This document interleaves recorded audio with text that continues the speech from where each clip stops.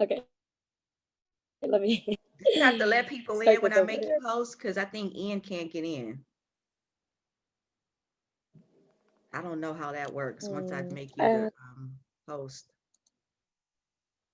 yeah, it doesn't tell me who's coming in or who's leaving. Let's see.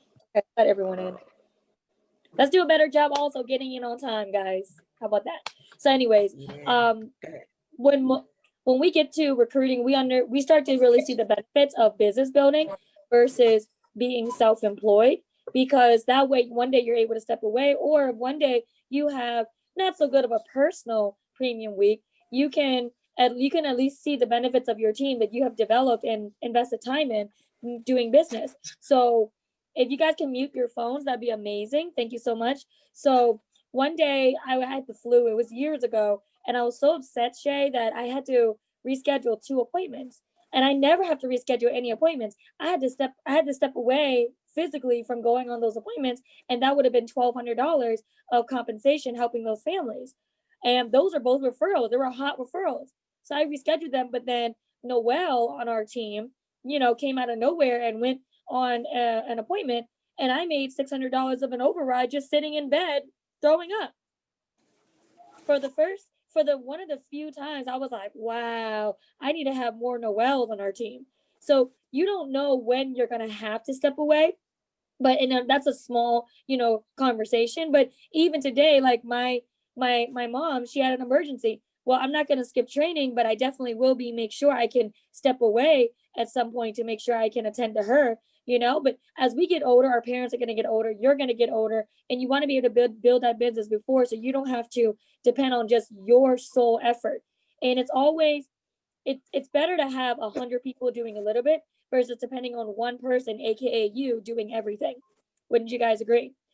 And the best way to build a recruiting environment is to build your attendance. You always want to leverage your environment. Leverage your leadership by leveraging the environment.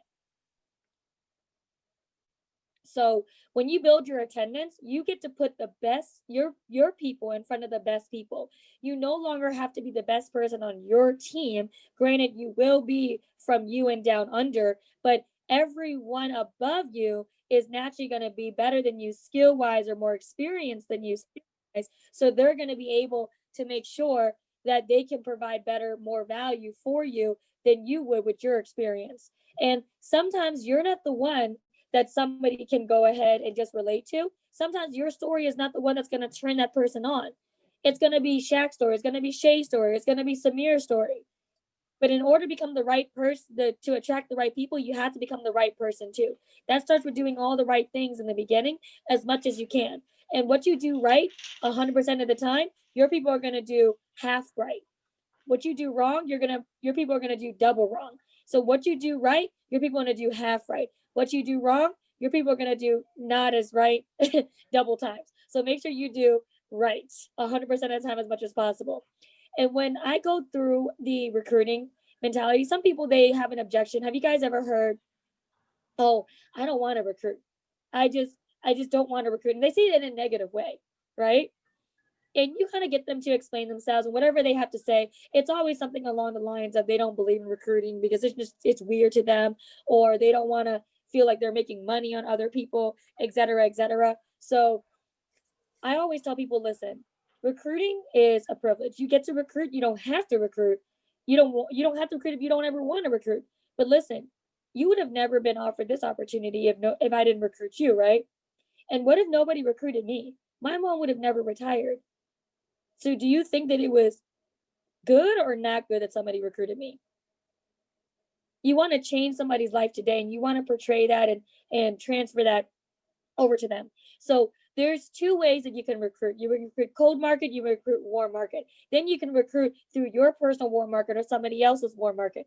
And you can also recruit using the webinar or even using the qualified appointment. We're going to talk about the warm market, your personal warm market, and the recruits warm market by and recruiting them by using the webinar. And then Shay's going to go over what she's really good at, recruiting over the kitchen table or the Zoom table, as we can say. So let's talk about recruiting your warm market first. So when you talk about your warm market, I didn't put a script in here for your warm market because really you guys know your warm market than anybody else, or even your coach does. A lot of your warm market, they're not going to want to hear a script, but you want to stick to a skeleton script or a skeleton system. You always want to follow the system, but sometimes you have to go off script and have a heart to heart with them. It's a lot of times it's not the presentation, guys. It's just you pulling what you know is going to hit that person the right way and what hot buttons you can press. I know that if I'm talking to one of my girls, Damo, who's my hairstylist, she's gonna want to hear more about her son. She's gonna want to hear more about business, financial independence. I can talk to her in a way where she understands where I'm coming from, not from a business standpoint, but from a standpoint that I understand her. So sometimes when you deal with your warm market, it's just a heart to heart conversation. But when you're building a team using the fast start meeting and trying to train your teammates, this is the script that I use. So let me open up the fast start, the field training bonus presentation first, so I can show you guys what page I explained this at. Everyone should be using this presentation here. So nod your heads if you know this presentation. Okay, perfect, or raise your hand, whatever, right? So right after we're done asking them what are 3 things you need to run a business, which is building a team, building clientele, and getting a license, because doesn't every business need each of those things to run properly? Then we talk about building a team. So this is the page that I use, or we should be using, to make sure that we normalize recruiting for everyone. Okay. So when we get to this page, I say, hey, now Donald, let's say you open up your restaurant and you need to hire a team. You have 100 interviews come in. Now, out of that 100 people, they all fall into some of these categories. And then you read those 5 categories. They either want to earn more money part-time, or they dislike their current position and want a career change, or they want to run their own business and be an entrepreneur. Maybe they see you as somebody that can mentor them, or maybe they just want to learn some financial education, and maybe you need to train somebody to be your accountant, or maybe they just want to help others and your restaurant has a mission statement that speaks to them. Now, this is a trick question, Donald. How many of those 100 people would fall into at least one of those categories? Now, he should say yes, but if he says 5, I would say, try again. But most people, if you explain it the right way, they're going to say all of them, I think. All of them? Yes. So everyone is a potential teammate, Donald. But that doesn't mean that they won't want to go to Burger King instead of your McDonald's, right? Right. However, you never want to be a mind reader. You never know who people know. Just because they are not interested doesn't mean they can't lead you to better quality people, right? Even if they are interested, they may take time to incubate and not learn as fast as you, but still keep them around. So this is how we build a team in this specific order. So I'm still explaining everything that's on this slide, guys. You see this? I'm basically just reading it and just adding a little bit more. Okay? So this is all on the slide. Hey, I'm here, Papa. you guys, please mute your phones. Thank you. Because I'm going to get ready to take some people off. Appreciate you. So this is how we build a team in this specific order. So 1, you want to bring them to meetings, Donald, aka webinars. Now you deserve to hear from the best person available about the opportunity, don't you? Yes. The recruit says yes. So that means you don't deserve to hear from the newest person trying to explain our opportunity and they don't have any experience, right? So that means you, as the newest person, you're not going to need to explain everything either. You'll watch me book the people you know for the webinar to meet Shaquille. Because why would we try to do his job when he has more experience than us and is available, right? Donald says yes. Then you'll see me set up a follow-up interview and decide if there's a mutual fit. But then you'll also watch me build a massive inventory of names and numbers for them, just like I'll be doing for you in a fast start meeting like today. Now, if you see me do the same thing 10 times in a row, you'll learn it, won't you? So let me break down the psychology and what I just did. So with this right here, if you are explaining to them right here, this page, where I'm asking, if you open up a restaurant, how many of those 100 people would fall into those 5 categories? They say all. It's because when they say it, it's true. You don't want to tell them that everyone is a potential teammate before they say it first. You have to get them to say it first. That way, they don't give you later as much fight saying, oh no, Sheila, I don't think this person's going to be interested. I don't think we need to call them. They remember they said everyone is a potential teammate earlier. So now we can go back to what we said. Listen, remember, how many of those people will fit into one of these 5 categories, right? And one thing I'm really famous for sharing with our newest teammates, I always say, don't you agree that if you miss 100% of the shots you don't take, if you don't recruit that person, guess who? Guess what? What if somebody does recruit that person in another team? And you could have done that. They become the next $1 million earner and you could have overrode $1 million on that, right? So that's the psychology behind that question. So the psychology behind this next question that I put into our fast start meeting, where it says you deserve to hear from the best person available about the opportunity, don't you? It's because if you guys are doing fast start meetings, how many times do you have new recruits trying to explain everything? And then you don't even get a chance to talk to that person in their market for them because they messed it up. Because they try to answer a question and maybe they may have answered the first question right, but then they dug themselves a graveyard, because they try to answer all these other questions. So when I say you deserve to hear from the best person available about the opportunity, don't you? So if you deserve to hear from the best person, that means you don't deserve to hear from the newest person trying to explain our opportunity, right? So what I'm saying is you're the newest person, Lori. So you should not be the one explaining everything. Let me explain it. Let Shaq explain it. But I'm getting Lori to agree with me that she should not be the person explaining everything. That way she understands that she should not be even opening up her mouth when people are asking her all these different questions. We'll give her the overcoming objections for the basic questions, but when it comes to higher level ones, Lori, that means you as the newest person don't need to explain everything either, right? So you're just taking the weight off of the new person's shoulders and explaining them the psychology behind that. Make sense, guys? And so that's that. And so once we get to making calls for the new recruit, we have them make a list. And now after you've booked the QAs or you shoot for the webinar invites, whatever you guys do first, it doesn't really matter, I don't think, in the order. I like to go through booking QAs first because most of the people we hire are non-qualified. So I just want to get them in the field.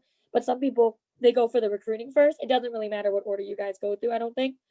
But whatever your RVP is teaching you, then, follow along. Don't change anything that's already working. So when I get through a list, if I'm on Joey's list and now we're getting ready to invite webinars, before I call anybody, I want to go ahead and qualify the actual recruit. And when I mean qualify, I don't mean qualify as far as married couples with kids and the qualification when it comes to clientele market. I'm talking about qualify as far as, do they have credibility with this person? Do they know this person, right? Is this person somebody that if they refer them all of a sudden, would it be weird? I want to hit on the hottest people. So I want to know, when's the last time you spoke to this person, first of all, right? Then I'm going to ask, so Sheila, when's the last time you spoke to Donald? Okay, she says, oh, I spoke to him like last week. Okay, great. That's warm enough for me to call that person first. Does that make sense? So Sheila, what does Donald do for work? She could either say he doesn't work right now because of COVID, or he does pharmacy work or whatever, right? And then I would ask, how would you describe Donald as a person? So Sheila, how would you describe Donald as a person? With two words, Sheila. You can unmute yourself. Okay. Okay, Donald. He's Donald, he's a hardworking and a very persistent. Okay, friend. hardworking, persistent, perfect. So he's pretty dedicated, would you say? Yes, very. So if I called Donald, Sheila, and said, hi, this is Jennifer Lee. We haven't had the chance to meet yet, but your contact information was referred to me by Sheila Bustamante as someone who may be interested in a possible position with our company. She said that you were really hardworking and a pretty dedicated person. Would you consider that to be true? And he says, yeah, great. Yeah, great. So I don't know if you're open to any other work or part-time opportunities, but do you have a couple of minutes for me to share details? Now, would Donald be offended if I said that, Sheila? No. No. So then after I get Sheila's permission, in a sense, right, to call Donald using that script and I've confirmed she's comfortable with it, then I steam call him, book him for the webinar, and then we get to the IBA. That's the steps right there. Okay. So is that pretty simple, guys? So that's how we've been booking pretty quickly everybody's warm market, because we just want to make sure, you know, this person has a relationship with them. If Sheila hasn't spoke to this person in 2 years, I'm going to get to that person eventually, but that's not the first person I'm going to get to, right? But if this person, old coworkers also work really well. Old coworkers make sense for Sheila to refer because she's worked with them before. So of course Sheila would refer them to another work opportunity. But if they're a personal friend, I need to make sure at least she's close enough to them where it would make sense for her to, you know, refer them, right? Now, if they're a person that would probably want to hear from Sheila first, you know, and you do your due diligence. Those who are trainers, you guys know what I'm talking about. Some people, it's better for them to have a text sent out first. So I didn't put the text in here, but I'll go ahead and show you the text. So let me. So this is a text that we sent out. It's the same thing as the three-way text concept. So this is a text that I had Jasmina's girl Raina sent out. Hey, heads up, I just referred you, Shay, to a work opportunity. So just expect a call from Jennifer Lee. So and at 202, et cetera, with more details. Thank me later. Okay. So I give Raina permission to kind of greet Shay the way she would normally do, like, hey, what's up, girl, right? It doesn't have to be so formal if Shay knows them, because it has to come from Raina, or else it doesn't seem real, right? So I need to make sure Raina is the one that introduces me. It's a referral, basically. And then I can call immediately, because nobody misses a text. They may miss a call, but they don't miss a text, right? So that's that. Any questions? Actually, you know what? Let's wait for questions later. So before or after you did the webinar invites, we just, you know, obviously we repeat that process until we book 2, 3, 4, 5, as many webinar invites for them as possible in the next 24 hours and 48 hours, worst case scenario. Then we get into the three-way character reference text, where our goal is to use the character reference script as trainers to go ahead and book the QA for field training for the new recruit, so they can see the magic and see that people really need us. We protect the family, and then we learn how to recruit the client, which is the best referral, the best recruit that you can recruit. So I'm going to give it up to Shay Felton, because she's the only one that has credibility to go through this. Go ahead, Shay. All right. Really fast though. I got to talk about what you just did. It was so many nuggets in that text, that referral text. So you don't use business opportunity, you use work opportunity. Yes. So obviously that work opportunity, people gravitate more to that than business opportunity. You think? Is that what it is? For the Okay. most part. If this is Yeah. somebody who is like a business owner, then I'll use business opportunity.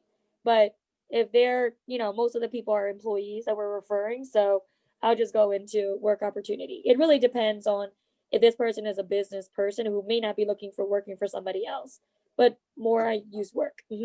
Okay, so it depends on the person that you're sending the text to. Jam, you got that? Work opportunity. That's really good. But that warm market, all of those scripts for warm market, there's so many nuggets in what you're saying to them, right? That gets them interested in listening to more. You know what I mean? Just, okay, let me jump on this webinar and see exactly what it is. And you're not giving too much, but you're giving just enough to spark their curiosity. So good. Queen, you be over there working, man. So much. You are amazing. All right, I'm gonna let them get to some questions after I go through recruiting the client. So number one, recruit the client, protect the client. This is very, very important, you all. Okay, so the most recent client that we recruited is Daniel Abbott. Daniel is the one who has actually helped us win Top Gun the past 2 weeks. Daniel was actually a training appointment through Jonathan. Okay, so we send out the three-way text. That is our go-to. All right. Now, some people do set their own appointments, the ones that I trust to set